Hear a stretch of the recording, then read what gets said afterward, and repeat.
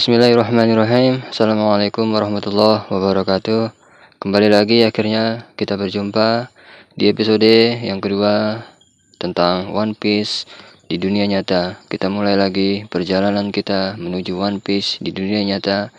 Yang sebelumnya kita membahas tentang Arkitirema dan awal konsep bagaimana Islam itu terbentuk serta energi-energinya, serta bangsa Indonesia yang ternyata adalah fondasi yang menjadi dasar awal peradaban yang terus berkembang hingga sampai saat ini. Teman-teman yang belum melihat episode pertama, mungkin bisa melihat lebih dulu supaya tidak ada kesalahpahaman, karena yang saya sampaikan adalah kebenaran, bukan hanya sekedar konspirasi atau teori. Itu sudah tidak lagi kita gunakan. Episode kedua mengenai alam semesta dan origom. Galaksi yang kita diami memiliki perputaran dan siklus yang disebut sebagai origom, teman-teman. Ini digunakan untuk menghitung umur galaksi. Perhitungan ini dilakukan dari setiap perputaran bintang yang dia itu berada di satu galaksi. Bayangkan, usia galaksi kita mengingat terdapat jutaan bintang yang ada di dalamnya.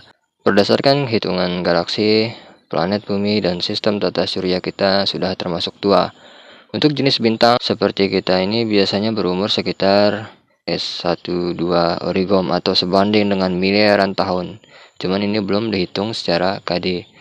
Nah, catatan pertanyaan untuk KD dari Kang Deddy Misbah yang membuat rangkuman peradaban dunia ini. Jika hitungan origom berlaku untuk satu galaksi, maka apakah hitungan itu berlaku juga di galaksi lain atau tidak?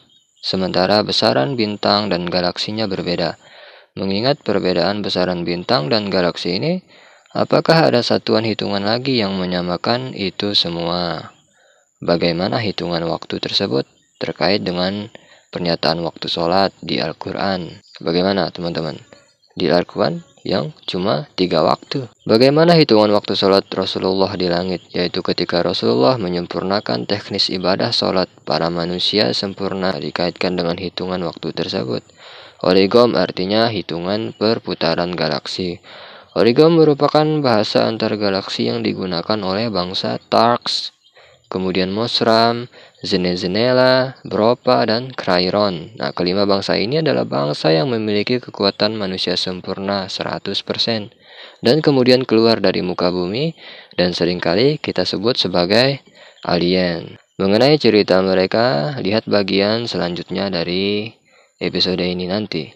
Nah, bukti mengenai origom bisa dilihat dari peninggalan suku Maya.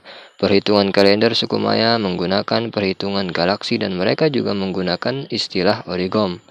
Suku Maya mendapatkannya dari bangsa Mosram. Cuma sayangnya bangsa Maya ini tidak terlalu terikat dengan apa yang sebetulnya diajarkan di dalam nilai tasawuf yang kita bahas sebelumnya, sehingga mereka agak melenceng begitu. Pada dasarnya, galaksi berputar mengelilingi satu bintang besar, namanya belum disebutkan KD. Sebenarnya, matahari di tata surya kita termasuk bintang bertipe kecil, namun semua planet juga ikut berputar dikeliling oleh 12 planet, tentakel, zanura, dan supernova.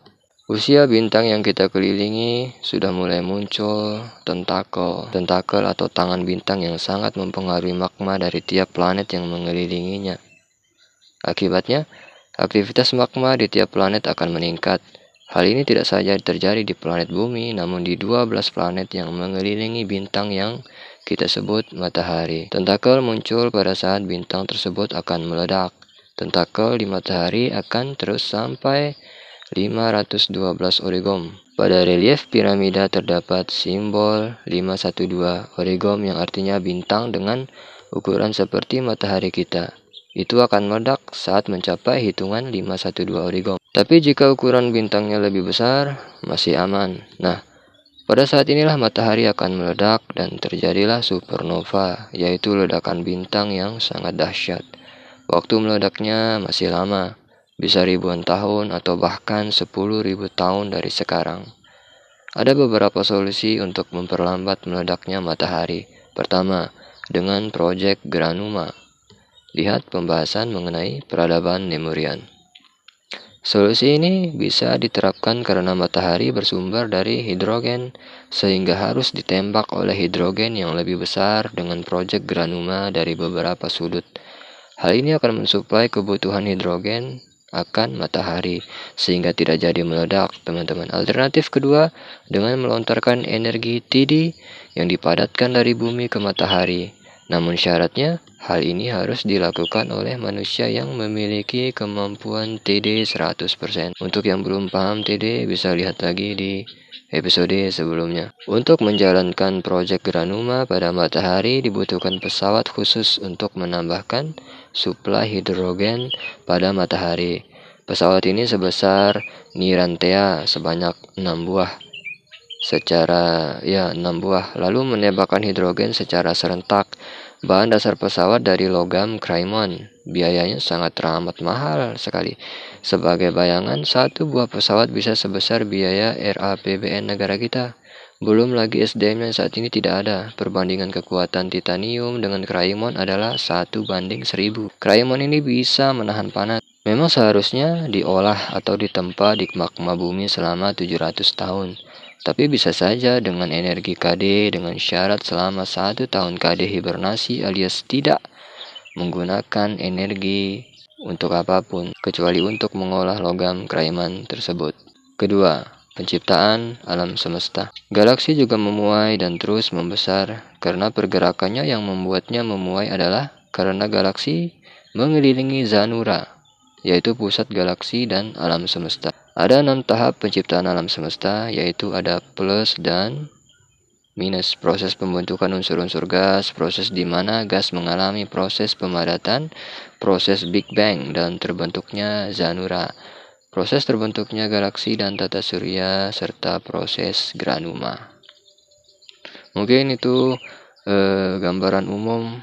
Ya, sebelum kita lanjut lagi di episode ketiga, ini bagian yang teramat penting juga di episode kedua ini tentang bagaimana sistem galaksi kita dan apa yang sebenarnya dilakukan oleh bangsa-bangsa terdahulu yang ternyata memiliki kemampuan yang sangat canggih untuk berhubungan dan mengatur alam semesta ini.